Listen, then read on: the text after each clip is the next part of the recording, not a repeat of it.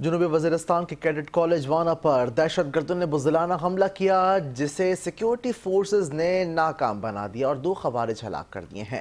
I S P R کے مطابق بھارتی سرپرستی یافتہ گروپ فتنة الخوارج نے جنوبی وزیرستان کے کیڈٹ کالج وانا پر حملہ کیا ہے۔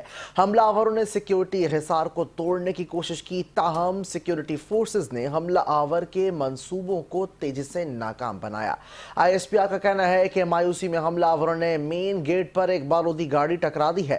دھماکے سے مرکزی گیٹ اور ملحقہ انفراسٹرکچر کو نقصان پہنچا۔ آئی ایس پی آر کے مطابق بھارتی سرپرستی یافتہ 2 خوارج ہلاک کر دیے گئے، 3 خوارج کالج کے احاطے میں داخل ہوئے، تینوں خوارج اب کالج کے ایڈمنسٹریٹو بلاک میں محصور ہیں۔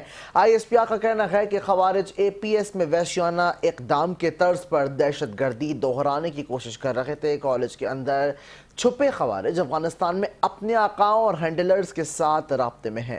خوارج افغانستان اپنے ہینڈلرز سے ہدایت وصول کر رہے ہیں۔ آئی ایس پی آر کا کہنا ہے کہ پاکستان دہشت گردوں اور افغانستان میں موجود ان کی قیادت کے خلاف جواب کا حق محفوظ رکھتا ہے۔ خوارج کا ہدف قبائلی علاقوں کے نوجوان نسل میں خوف پھیلانا ہے۔